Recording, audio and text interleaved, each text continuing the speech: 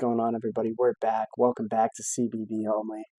I'm Caleb, run this channel, obviously, and today we're going to discuss the absolute monster that Mark Pope has built in yet another single offseason in Lexington, Kentucky. He's turning the Kentucky Wildcats into a true, not only SEC favorite, but maybe a national championship favorite.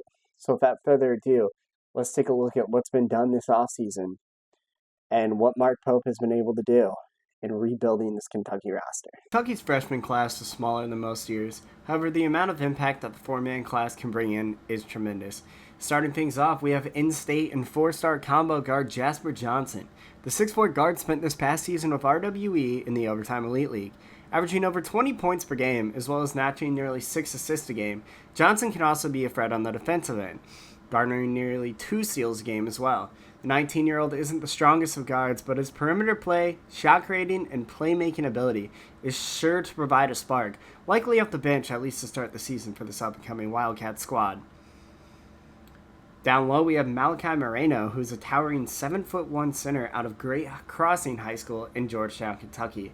A 4-star recruit, Moreno played 3 years at Great Crossing, averaging 17 points, 13 rebounds, and 4 blocks a game in 109 career games, as well as leading his team to the 2025 KHSAA State Championship. Moreno brings a domineering physical presence down low, similar to what we saw last year with Amari Williams for Mark Pope's 2024 campaign. Moreno's post play is sure to bring a lot of opportunities for Kentucky to be set up with second chance plays on the inside, on the offensive end, which is going to be key for them, as well as being able to force their opponents to look towards the outside and fire up threes on the defensive end. Moreno, he's got just this incredible shot blocking ability, and his strength and presence down low is going to be huge. Now we move on to Braden Hawthorne, another 4-star recruit and the number 1 player in West Virginia. He just recently signed with Kentucky on May 20th. He's a 6'8 forward, and Hawthorne can really do it all on the floor. At Huntington Express Prep, Hawthorne averaged 23 points while adding on 6 boards and 4 assists a game. Versatility is going to be key for a high-octane offense like Kentucky, and Hawthorne can bring just that. Hawthorne might not get big minutes, but he will be an extremely important bench piece. Andrea Jelovich will mostly be a developmental piece from Mark Pope's roster. The 6'11 Croatian big man averaged 11 points and 7 rebounds while playing for Mega MIS in the 2024-25 ABA League season. Jelovich is one of the top European players in his age group, has the ability to become a stretch big that is much needed for Kentucky. He knocked down 52 threes in 53 games this past season, so he's not exactly taking them at a high volume, but the adjustment to college play is going to allow him to move in, really work on that three-pointer. And he's going to be a good piece later down the road if he sticks around the roster for a few years.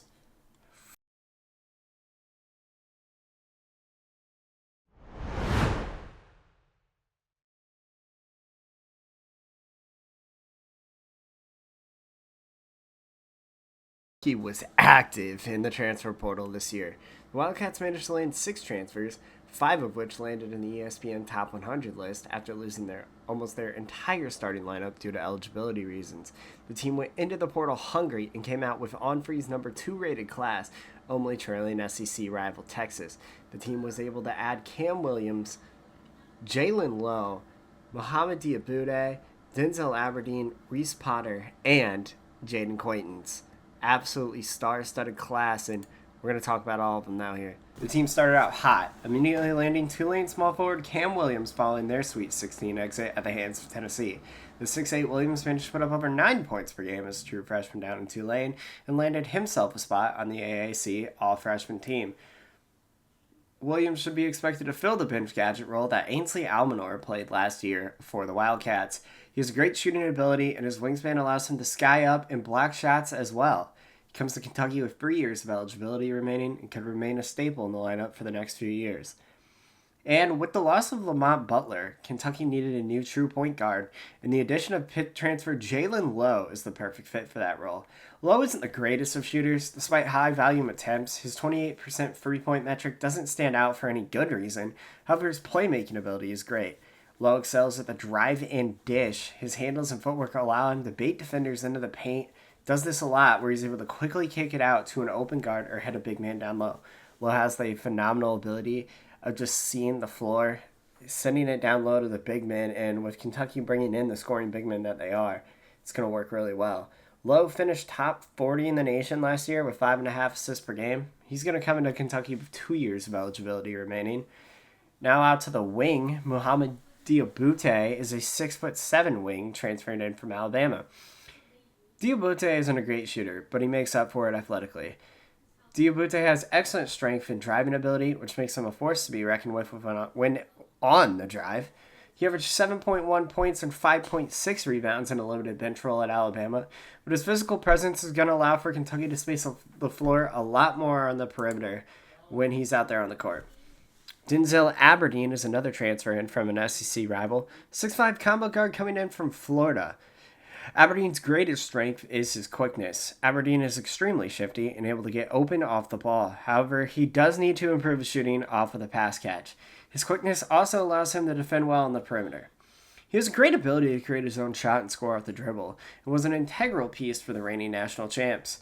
Aberdeen should be expected to play more of a two-guard role for Kentucky, so this offseason he's going to need to work on some of his off-the-ball play.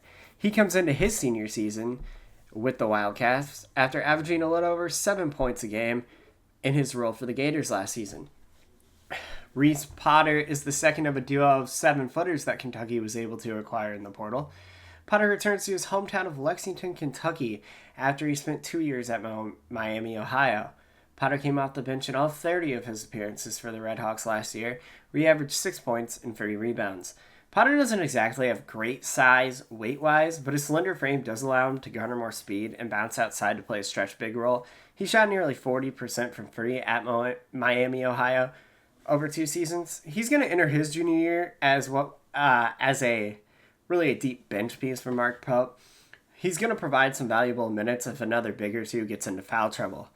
And then we go to the huge get in the portal this year for Kentucky, which was former ASU standout and once Kentucky commit under John Calipari, Jaden Quaintance. Quaintance is likely a one-season guy for the Cats, as his draft stock is rising extremely high at the moment. He's young. He's going to come in as an 18-year-old sophomore. His major strengths are on the defensive end as a 6'10 big, boasts a wingspan of 7'3", which translates very well into that defensive end. In his 24 games for the Sun Devils before a season-ending injury, Quaintance put up incredible numbers defensively, with over a steal at 1.1 steals and 2.5 blocks per game, 2.6 actually. He also managed to add on nearly 8 boards and 9 points a game. Quaintance will likely be the top big man on this Kentucky roster filled with young big men. He's going to fit in extremely well to the offensive system run by Mark Pope. Guys, if you're putting down an early favorite right now to win SEC Player of the Year, perhaps National Player of the Year, to be a first-team All-American freshman, it's the returning Otegawa. He waited until the last day possible, the deadline, testing the draft waters, decided to come back to Kentucky, and this right here is the final link, the missing piece to a Kentucky, really what could be a Kentucky National Championship season, let alone an SEC Championship season. If you think about what Otegawa brought to this team last year, he was the leader of this team, new face in a new place, showed up, showed out. He has the athletic ability, he has the scoring ability, playmaking ability, defensive ability. He's just got everything, and this is a massive get for Mark Pope's offense. He's going to be the leader of this team, one of the best players in the nation, likely, number 00, just going to improve his draft stock even more this year. One of the most clutch players in college basketball, one of the most well-rounded players in college basketball. Otegawa is the missing link to what has been a phenomenal offseason. Some loss, many additions for Mark Pope's offense, Mark Pope's defense, Mark Pope's team in general. But all in all, what Mark Pope has done, he's created a monster. This could be a three-way platoon system, really, as we saw from John Calipari. That's how deep this team goes. You've got all these guys returning. You've got Otegawa returning. And Kentucky's a team you got to look out for, man, because they are looking dangerous.